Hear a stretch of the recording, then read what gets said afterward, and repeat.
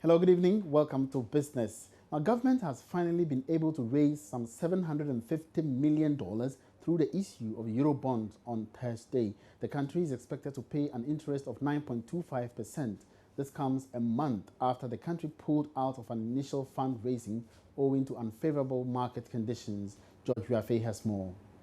The Finance Ministry in a statement says the bond, which will be paid over a 5-year period, was oversubscribed by $4 billion, 5 times more than the $750 million that government was targeting. It is however hoping to pay back the fundraise in 3 installments. That is $250 million in September 2020, September 2021, and the rest in September 2022. Bids came from investors in the United Kingdom, Europe, US, Middle East, and Asia. The Finance Ministry says it got the 9.25% rate based on the good performance of the previous bond issued. Government had to go back to the international market and raise the money after putting initial plan to raise the funds on hold last month. Government is hoping to use part of the funds raised to pay back the 2007 bond that has reduced to $400 million after a new debt management strategy helped to reduce the amount to be paid after a buyback strategy of $100 million of the 2017 bond using the recent established sinking fund. The Finance Ministry says it got the 9.25% rate based on the good performance of previous bonds issued. Meanwhile, Finance Minister Seth Terkper says the bond results show investor confidence in the economy, an indication that the turnaround strategy is indeed working. He maintains that this has resulted in the country borrowing at a more reasonable rate compared to the recent Eurobond that was issued with a World Bank support. The minister added that the transaction is a vindication of his decision not to have gone ahead and issued the bond last month.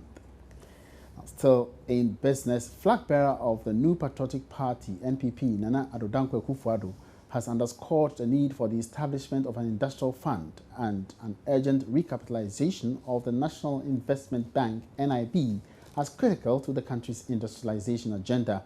This, according to him, is the only way Ghana's economy could be restored. As Ghana prepares for a general election in December, political parties have, among other things, been spelling out their policies towards resuscitating the economy. Speaking at the annual general meeting of the Ghana Employers Association, Nana Addo said retooling industry is critical for economic recovery. Establishing an industrial development fund as an omnibus fund to finance critical industrial support interventions. Recapitalizing and refocusing the operations of the National Investment Bank, NIB, to provide significant financial resources to support industrial development, including retooling and acquisition of new technologies by local industries. Reorienting the focus of the Ghana Investment Promotion Center to attract investments into selected strategic industries, including large-scale anchor industries to serve as growth poles for the Ghanaian economy: petrochemical, iron and steel, cement, integrated aluminum and bauxite, industrial salt, vehicle assembly, manufacturing of machinery, equipment, and machine parts.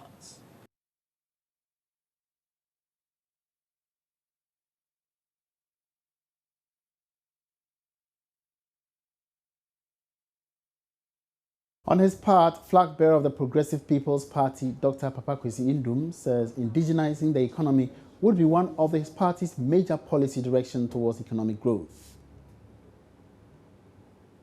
One of the things that we have said a PPP administration will do, one of the first things, is to come up with a regulation that no organization funded by the states should buy anything that is imported when that item is produced in Ghana.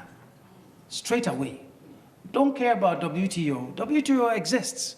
But if you are in Japan and you want to eat American beef, you will pay a higher price for it. WTO exists, but if you go to Korea and you want to ride in a Mercedes-Benz, you will pay a higher price for it. And that is why over 90% of the cars in Korea are made in Korea. Because that's what we will do. And I'm not just talking about rice. I'm not just talking about sugar or anything like that. I am also talking about contracts for construction and those things that take professional competence to do.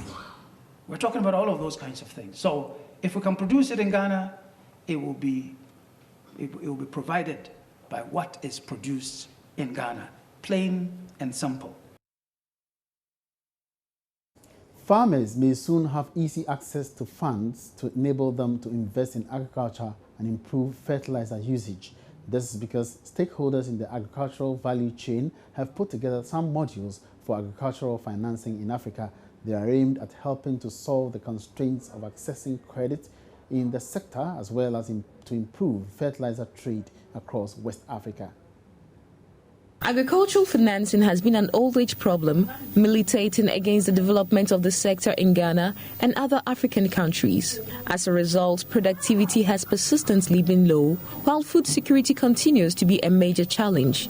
It is among these reasons that a one-day validation workshop was held to deliberate on investments in the fertilizer value chain as a bottleneck restricting development of the agricultural sector. Speaking to Joy Business in an interview, Chief Compliance Officer, African Fertilizer and Agribusiness Partnership, Cecilia Coupe, noted that the models in other countries like Tanzania can also be applied in Ghana and other West African nations to help improve financing structure of agribusiness. We all know that commercial banks really shy away from lending onto agriculture, but now we are looking at ways of mitigating that and making sure that agriculture has access to finance.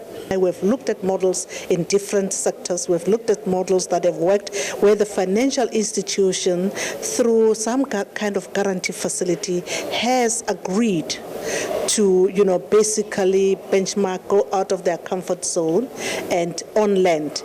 But one should also recognize that financial lending is not only the financial institution that makes the decisions. Yeah, they're part of the decision, yes, but also the governing bodies within the countries of finance also comes into play.